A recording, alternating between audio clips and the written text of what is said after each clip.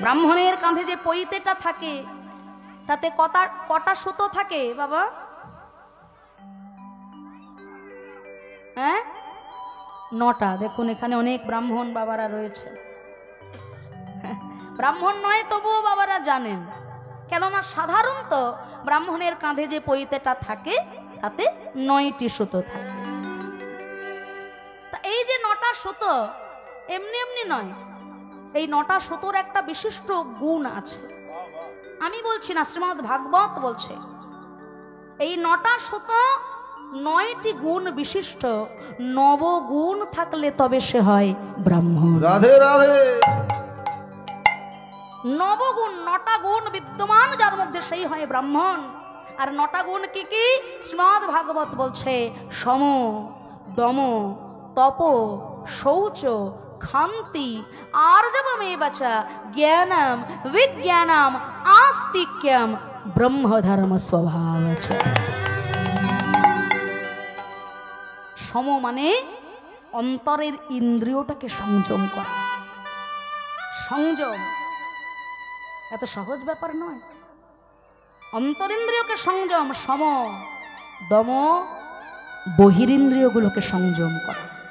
তপ তপস্যা, ক্ষান্তি ক্ষমা করা, আর্জবমেব চ সরলতা, জ্ঞানম শাস্ত্র জ্ঞান, বিজ্ঞানম শাস্ত্রের অতীত জ্ঞান, আস্তিক্যম বিশ্বাস রাখা। ব্রাহ্মণ তার কাঁধের পৈতেটা যতবার দেখবে ওই 9টা গুণের কথা তার বারে বারে মনে পড়বে। আর এই 9টা গুণ কিঞ্চিত রূপেও যদি কোনো ব্রাহ্মণের মধ্যে থাকে তবে সে হবে বর্ণশ্রেষ্ঠ।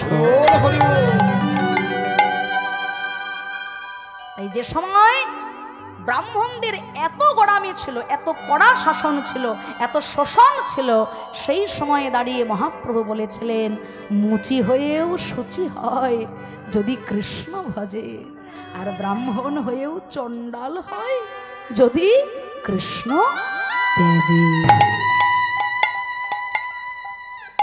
তাই নবদ্বীপে সবাই তো ভগবানকে ভগবান বলে মেনে নিতে পারলো না।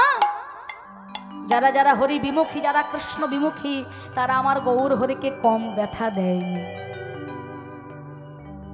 মহাপ্রভুকে তারা কম কষ্ট দেয়নি। তারা সবাই মহাপ্রভুর বিরুদ্ধে শুরু করেছিল কুৎসা রটনা, তর্ক চূড়ামণি, তর্কালঙ্কার। তারা শুরু করলো কুৎসা রটনা। এই যে চুপ করে বসে থেকে কি হবে? ওঠ, যে কোনো প্রকারে ওই হরি নামের একটা প্রতিবিধান করতে হবে। হ্যাঁ, তাড়াতাড়ি তৈরি হয়। আরে বাবা, নিম গাছের তলায় জন্ম নিয়েছে বলে সোহাগ করে সবাই নাম রেখে দিল নিমাই। আচ্ছা, নিম গাছের তলায় জন্ম হলে কারোর নাম যদি নিমাই হয়ে যায়, তাহলে যদি কারোর জাম গাছের তলায় জন্ম হয়ে যায়, কি আপনারাই বলুন, এ কেমন যুক্তি? নিম গাছের তলায় জন্ম হলে কারোর নাম যদি নিমাই হয়, তাহলে যদি কারোর জাম গাছের তলায় জন্ম হয়, পাড়ার লোক কি তাকে জামাই বলে ডাকবে? ছি ছি ছি ছি। নবদ্বীপে যেন তেন প্রকারে ওই হরিনামের বিরুদ্ধে প্রতিবিধান করতেই হবে। খোল করতাল এক জায়গায় করে দিন নেই, রাত নেই, মুচি নেই, মেথর নেই, চণ্ডাল নেই, অধম নেই, নিচু জাতের কোল দিয়ে ব্রাহ্মণের ছেলে নিমাই কোল দিয়ে বলে হরি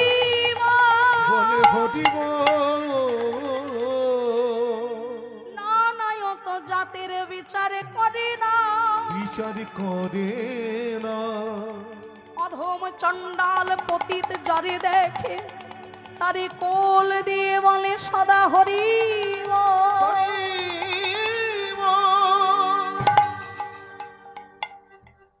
চলো ভাই, সবাই মিলে আমরা দল বল বেঁধে যাব ওই চাপাল চন্দ্র সিদ্ধান্ত বাগিসের।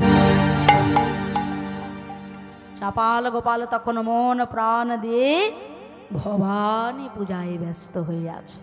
কেননা চাপাল গোপাল হলো মাতৃভক্ত, মা কালীর সাধনা করেন তিনি মায়ের ভজনা করছেন, আর ওদিকে ব্রাহ্মণের দল আসছেন তার বাড়িতে, আর চাপাল প্রাণ ভরে গাইছে কালী ছাড়া মোর জীবনে কি আর আছে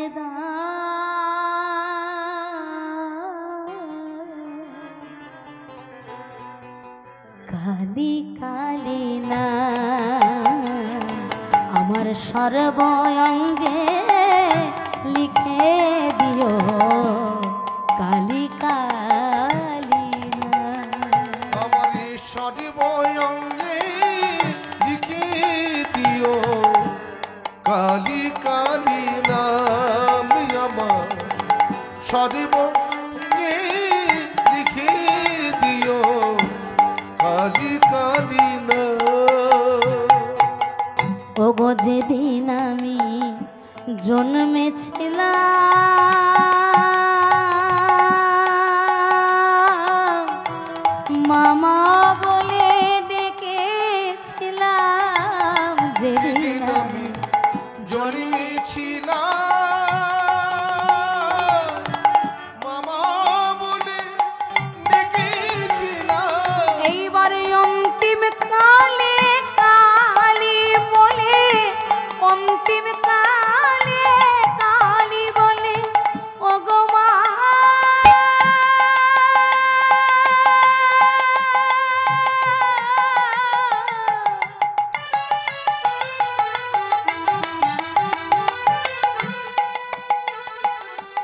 ওগো আমার জগৎ জননী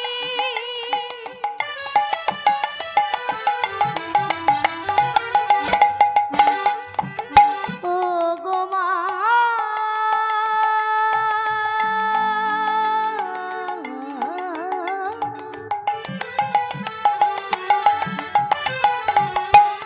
ওগো ওগো আমার মা, এইবারে অন্তিম কালে কালী বলে, অন্তিম কালে কালী বলে যেন ছাড়তে পারি এই ধরাধার, কালী ছাড়া মোর জীবন, কালী ছাড়া মোর জীবন কি আর আছে কালী কালী না আমার সর্বঙ্গে লিখে দিও কালী কালী না। সবাই তালি তালি। সর্বঙ্গে লিখে দিও কালী কালী নাম আমার সর্বঙ্গে লিখে দিও কালী কালী নাম আমার কালী কালী নাম আমার কালী কালী নাম। চাপাল বাড়ি আছো? কে? ব্রাহ্মণ সমাজ? আসুন আসুন আসুন, বলুন আমি আপনাদের কি সেবা করতে পারি? শোনো চাপাল, সেবা পাবার জন্য আমরা এখানে আসিনি, এসেছি একটা বিশেষ সংবাদ নিয়ে। বলুন ব্রাহ্মণ।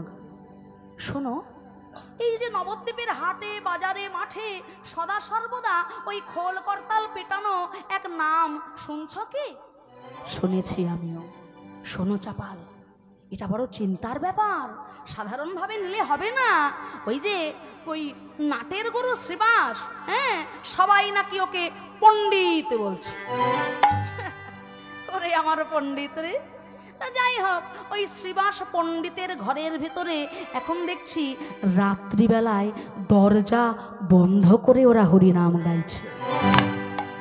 আমাদের মনে হয় এই রাত্রিবেলা দরজা বন্ধ করে হরিনাম করতে গিয়ে নিশ্চয় ওরা তলে তলে কোনো কুমতলব, কোনো কু অভিসন্ধি, হ্যাঁ, কোনো দূর অভিসন্ধিতে লিপ্ত হয়।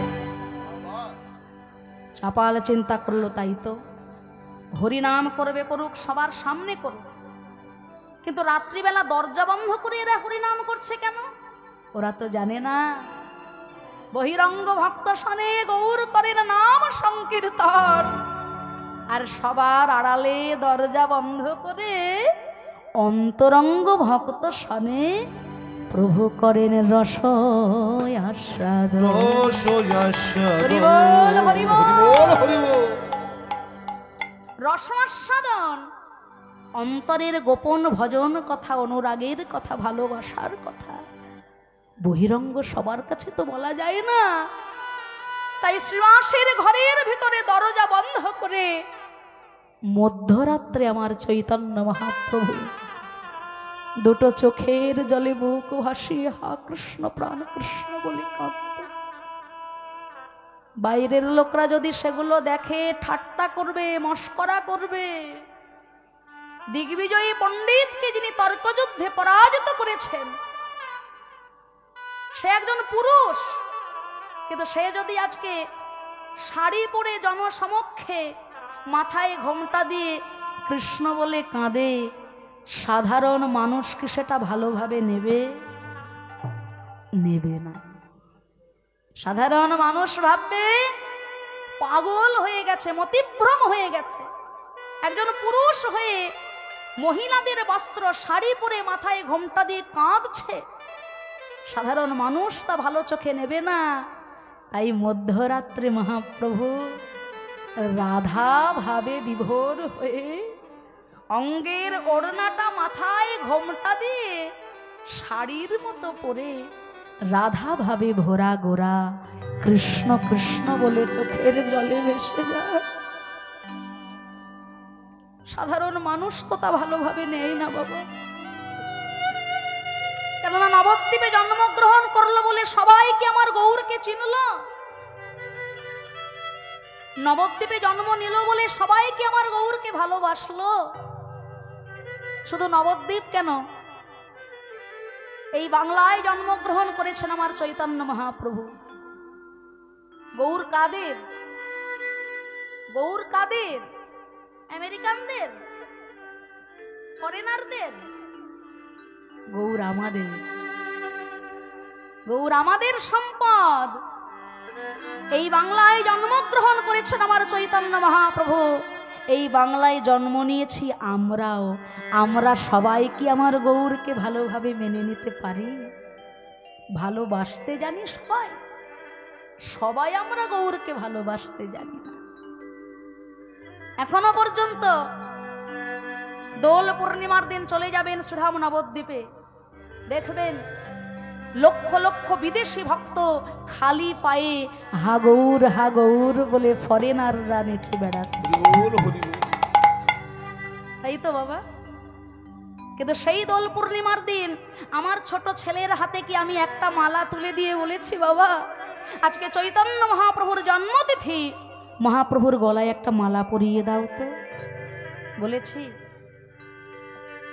অথচ যীশু খ্রিস্টের জন্মদিনটা আমাদের আজকাল ভুল হচ্ছে না।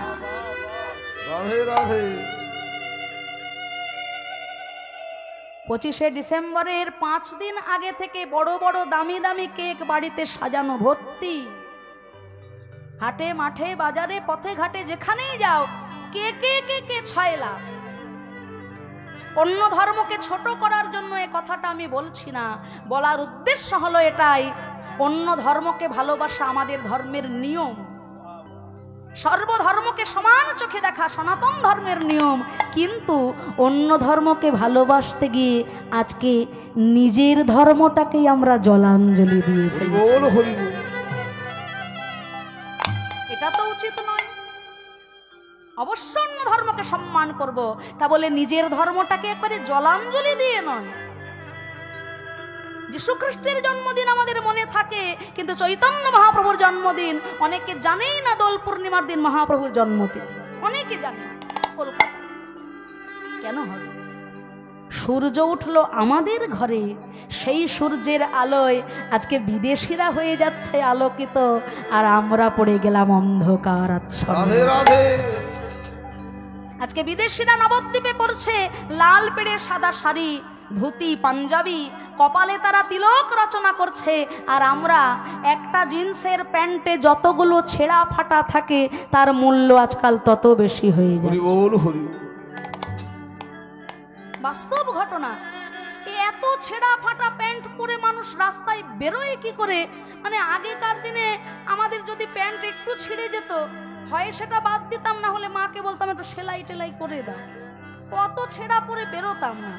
কিন্তু আজকাল দেখুন অবলীলায় আমরা কত ছেঁড়া ছেঁড়া প্যান্ট, আবার যেখানে সেখানে পাবেন না, ওই মল ছাড়া পাওয়া যায়। আমার ঠাকুমা বলে মল, আমি বলি হ্যাঁ গো, ওই মল ছাড়াও কোনো জায়গায় পাওয়া যায় না। ভালো জিনিস তো। হ্যাঁ, আমরা পাশ্চাত্য শিক্ষা অনুকরণ করছি, আমরা পাশ্চাত্য শিক্ষা অবলম্বন করছি, আমরা বিদেশি ধর্ম বিদেশি শিক্ষা অবলম্বন করছি।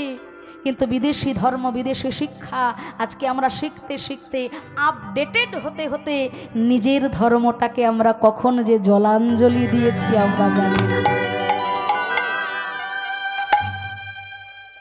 স্বধর্মে নিধনং শ্রেয়, পরধর্ম ভয়াবহ। শাস্ত্র বলছে স্বধর্মে নিধনং শ্রেয়, নিজের ধর্মে নিধন হব তাও ভালো, কিন্তু পরধর্ম ভয়াবহ।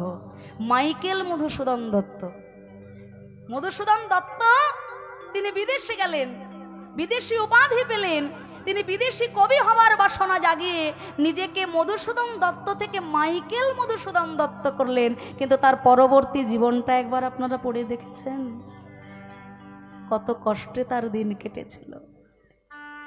ঠাকুর শ্রী রামকৃষ্ণ দেবের কাছে যখন দেখা করতে এলেন, রামকৃষ্ণদেব একটাই কথা বলেছিলেন, বাবা এত বড় মাপের কবি হলে তুমি, তোমার সমকক্ষ কবি অনেকেই হেরে যাবে তোমার কাছে, তোমার যা গুণ, তোমার যা মহিমা, কিন্তু নিজের ধর্মটাকে জলাঞ্জলি না দিলেই কি নয় বাবা? কেন করলে কাজ? আজকে নিজের ধর্মে যদি তিনি অটুট থাকতেন, সবার উপরে হতো তার স্থান। স্বধর্মে নিধনং শ্রেয়, পরধর্ম ভয়াবহ। তাই আমরা যেমন বাংলায় জন্ম নিয়ে আমাদের বাংলার ঠাকুরকে সবাই চিনতে পারলাম না, তেমন নবদ্বীপে জন্মগ্রহণ করেও অনেকে আমার গৌরকে ব্যথা দিয়েছে, কষ্ট দিয়েছে। চাপাল গোপালও ঠিক সেই কাজটাই করলো ব্রাহ্মণদের কথা মতো। সেও সন্দেহের বশীভূত হয়ে ওই মধ্যরাত্রে ছুটে গেল শ্রীবাস অঙ্গনে হরিনাম সংকীর্তনের প্রতিবিধান করবে,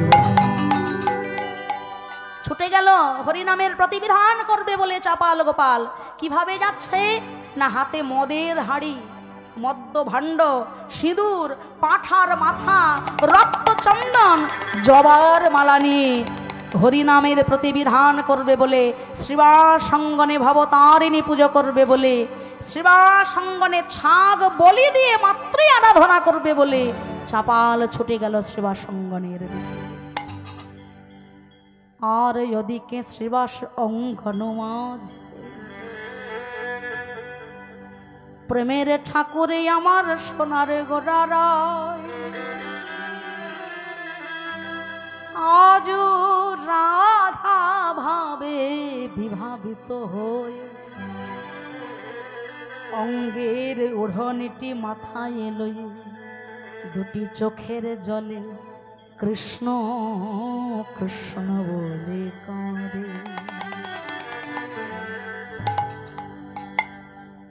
বোধ কিয়া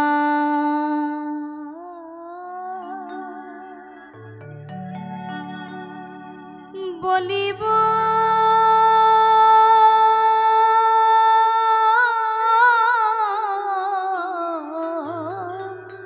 আমি, বোধ কিয়ার বলিব আমি, বোধ কিয়ার বলিব আমি, বোধ তুমি তো আমার সকলই জানো, তোমায় বলি কত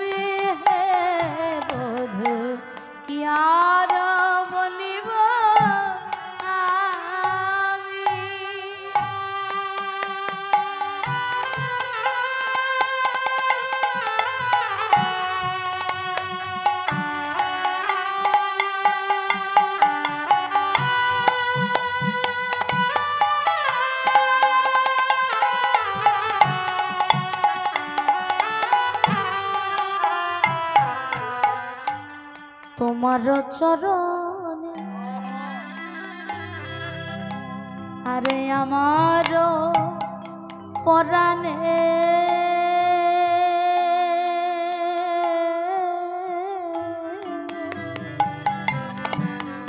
বাঁধিল প্রেমের ফাঁসি। এখন সব পিয়া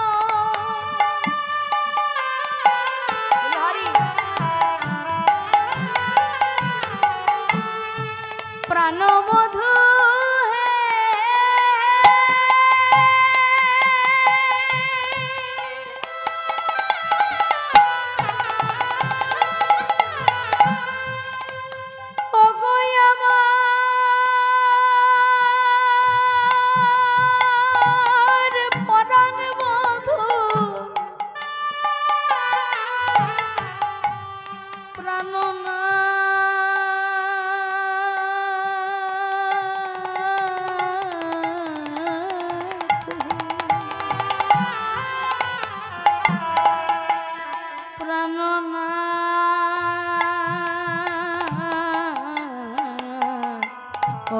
আমার বধূ বধূ তোমার চরণ আমার পরাণে বাঁধিল প্রেমের ফাঁসি।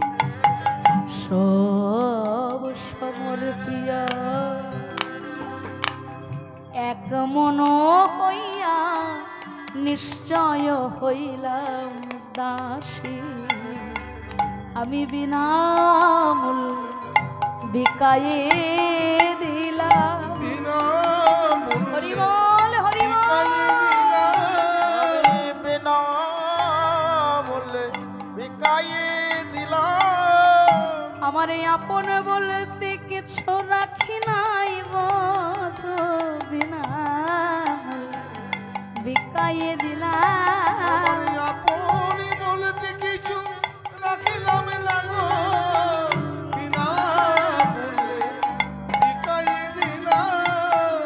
না ঠেলি হছালে এই অবলায় খালে যে হয় উচিত ভাবিয়া দেখিল প্রাণনাথ গতি যে নাহি কো মোর গতি যে নাহি গো মোর তোমা বিনাই আমার আর কে আছে তোমা বিনা আমার আর কে আছে। আমার মুখ দেখে দুঃখ বুঝবে এমন তোমা বিনাই আমার আর কে আছে। মুখ দেখে আমার বুঝবে যে দুঃখ তোমা বিনা আমার আর কে আছে। এখন আখির নিমেষে যদি নাহি তবে সে পরাণে মরি। ঠাকুর চণ্ডীদাস পরশরতন গলায় ধরিয়া পড়ি। ঠাকুর চণ্ডীদাস পরশরতন গলার মাঝারে ধরি। আমি বেড়াবো ব্রজের দাঁড়ি দাঁড়ি হরিবল হরিবল কালো মানিকের হারে আমার গলায় পড়ে বেড়াবো ব্রজের দাঁড়ি দাঁড়ি। তার দাসী বলে বড় গরব করে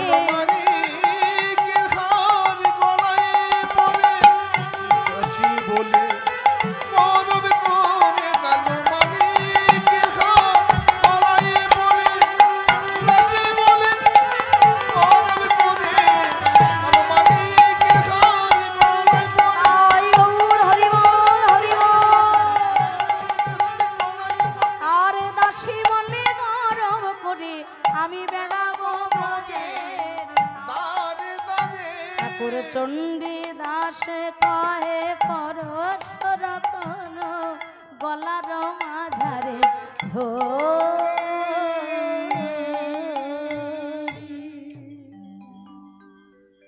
মহাভাব বিভোর আমার গোড়ারা। এই ভাব তো বহিরঙ্গ সবাই বুঝতে পারবে না, তাই শ্রীবাসঙ্গনে দরজা বন্ধ করে তিনি রাধা ভাবে বিভাবিত। কিন্তু চাপাল গোপাল বুঝতে পারলো না, সে ভাবলো দরজা বন্ধ করে এরা হরিনাম করতে গিয়ে নিশ্চয়ই এরা কোনো কুমতলব কু অভিসন্ধিতে লিপ্ত হয়েছে, তাই শুরু করলো শ্রীবাসঙ্গনের বাইরে তান্ত্রিক উপায় ভবানী পূজা। ওম নমঃ চণ্ডিকাবৈ নমঃ, ওম নমঃ চণ্ডিকাবৈ নমঃ, ওম নমঃ চণ্ডিকাবৈ নমঃ। মদ্যভাণ্ড, সিঁদুর, রক্তচন্দন, জবার মালা দিয়ে শ্রীবাসঙ্গনের বাইরে চাপাল গোপাল করল ভবানী পূজা। কেমন হলো ব্যাপারটা? যে বৈষ্ণব তার বাড়ির সামনে জীব হত্যা, পাঠা বলি দিয়ে পাঠার মাথা, রক্ত, মদ, যা বৈষ্ণব বিরোধী, সে সমস্ত জিনিস দিয়ে শ্রীবাসঙ্গনের বাইরে হয়ে গেল ভবানী পূজা। ঘটনাটা এমন ঘটল। কিন্তু একটা জিনিস ভেবে দেখেছেন, শ্রীবাস সেও একজন ভক্ত, আবার ওদিকে চাপাল গোপাল সেও কিন্তু একজন ভক্ত, একজন কৃষ্ণ ভক্ত, একজন কালী ভক্ত। ভক্ত কিন্তু তারা দুজনেই, তারা দুজনেই কিন্তু ভক্ত, কিন্তু একজন ভক্ত বৈষ্ণব, একজন ভক্ত শাক্ত। তাহলে কি আপনারা বলবেন যে যারা শাক্ত ভক্ত তাদের মন খুব কঠিন, তারা খারাপ, আর যারা বৈষ্ণব ভক্ত তারা খুব ভালো? এই যুক্তি দেওয়ার জন্য কিন্তু কথাটা এখানে বলা হলো না। বলার উদ্দেশ্য হলো এটাই, আমি শাক্ত হই আর বৈষ্ণব হই, উদ্দেশ্য আমার এটাই, ভক্ত হওয়ার আগে আমাকে প্রকৃত মানুষ হতে হবে। যে ভক্তই আমি হই না কেন, ভক্ত হওয়ার আগে কিন্তু আমাকে প্রকৃত মানুষ তৈরি হতে হবে। আর প্রকৃত মানুষ হতে গেলে আগে ভিতর থেকে এই হিংসা, ক্রোধ, অহংকার, বিলাসিতা দূরীভূত করতে হবে। নচেত কোনো ভক্ত হয়ে আমার কাজ নেই। কোনো ভক্তই কিন্তু ছোট নয়। শাক্ত সেও তার জায়গায় ঠিক আছে, বৈষ্ণব তার জায়গায় ঠিক আছে, কিন্তু যে কোনো ভক্ত হতে গেলেই আগে মনটাকে পরিবর্তন করতে হবে। অনেকে বিচার করেন যে আমি বৈষ্ণব, ও শাক্ত, ওর সঙ্গে আমার কোনো মতের মিল নেই। আবার ও শাক্ত, আমি বৈষ্ণব, পরস্পর একে অপরকে দু চোখে দেখতে পারে না, ভেদাভেদ। এ বলে আমি বড়, ও বলে আমি বড়। কিন্তু ভেবে দেখেছেন কি বাবা, আমরা মাঝখান থেকে ভেদাভেদ করে, দ্বিধাদ্বন্দ্ব করে, মারামারি কাটাকাটি করে মরলাম, কিন্তু আসল জায়গায় তারা কিন্তু ঠিক আছে। বৃন্দাবনে যখন কৃষ্ণচন্দ্র লীলা করছেন, ব্রজ গোপীগণ যখন শ্রী গোবিন্দকে পতিরূপে পাবেন, সর্বশ্রেষ্ঠ লীলা রাসলীলার আগে গোপীগণ গোবিন্দকে পাবার জন্য কার সাধনা করেছিলেন? কৃষ্ণকে পাবার জন্য তারা কিন্তু কৃষ্ণের সাধনা করেনি। তারা যমুনার কিনারে বালুকা দিয়ে কাত্যায়নী মূর্তি স্থাপন করে 1 মাস ধরে সাধনা করেছিলেন। আর মা যখন দেখা দিয়েছিলেন, তারা বলেছিলেন, কাত্যায়নী মহামায়ে महायोगी महेश्वरी नंद गोप सुतंग देवी पतिंग में कुरुते नंद गोप सुतंग देवंग पतिंग में कुरुते नमः। हे मा যশোদা নন্দন নন্দ নন্দন শ্রীকৃষ্ণকে যেন আমরা আমাদের প্রাণের প্রতিরূপে পেতে পাই। কেন? কৃষ্ণকে পাবার বাসনা কৃষ্ণকেই তো ডাকলে হয়, সেই তো সর্বে সর্বা। কেন কৃষ্ণকে পাবার জন্য কালীকে সাধনা করলো? কথাটা এখানেই। আশ্রয় করিয়া ভজে তারে কৃষ্ণ নাহি তেজে, আর সব মরে অকার। পূর্ণ বিষয় চাও, পূর্ণ বিষয়কে পেতে গেলে আগে করতে হবে আশ্রয়। আর আশ্রয় তত্ত্ব যে, তিনি হলেন জগৎ জননী মহাশক্তি রূপিণী মা। আগে তাকে আশ্রয় করো। কেন না, মা হলেন গুরু তত্ত্ব, সহজ ব্যাপার নয়। মা হলেন গুরু তত্ত্ব, আর গুরু রেখে গোবিন্দ ভজে সেজন নরকে মজে। কৃষ্ণ রুষ্ট হইলে গুরু রাখিবারে পারে, কিন্তু গুরু রুষ্ট হইলে তারে কৃষ্ণ রাখিবারে না রে, হরি বল, হরি বল। তাই না? এবার আপনারা তো বলবেন, দেখুন কৃষ্ণই তো আরাধ্য, কৃষ্ণই তো আমাদের আরাধ্য, গুরু ছাড়া যদি কৃষ্ণ পেয়ে যায় তাহলে আবার গুরুর জন্য অপেক্ষা করতে হবে? অপেক্ষা করতে হবে ভাই। কেন? কৃষ্ণকে পাওয়াটা বড় কথা নয়, তাকে পেয়ে সারা জীবন হৃদয় মন্দিরে ধরে রাখাটা বড় কথা, তাকে ধরে রাখাটা বড় কথা। আর এই ধরে রাখাটা যিনি নিজ গুণে কৃপা করে শিখিয়ে দেবেন, তিনি হলেন গুরু দত্ত জগৎ জননী। হরি বল। হরি বল। আর এই জায়গাগুলো আমরা বুঝতে পারি না বলেই আমাদের এত দ্বিধা, এত দ্বন্দ্ব। শুধু তাই নয়, কৃষ্ণ যখন বৃন্দাবনে লীলা করলেন, সব লীলায় তিনি আগে মাকে আশ্রয় করলেন। শুধু তাই নয়, বৃন্দাবনের সর্বশ্রেষ্ঠ রাসলীলা যখন ভগবান করলেন, শ্রীমদ্ ভাগবত বলছে, আমার মুখের কথা নয়, ভগবান অপি তারাত্রি শারদত ফুল্ল মল্লিকা বৃক্ষরন্তুং মনশ্চক্রে যোগ মায়ামুপাশ্রিতা। যদিও শ্রীকৃষ্ণ সর্বেশ্বর, সবার ওপরে, তথাপি তিনি মাকে, যোগ মায়াকে আশ্রয় করলেন লীলা শুরুর আগে।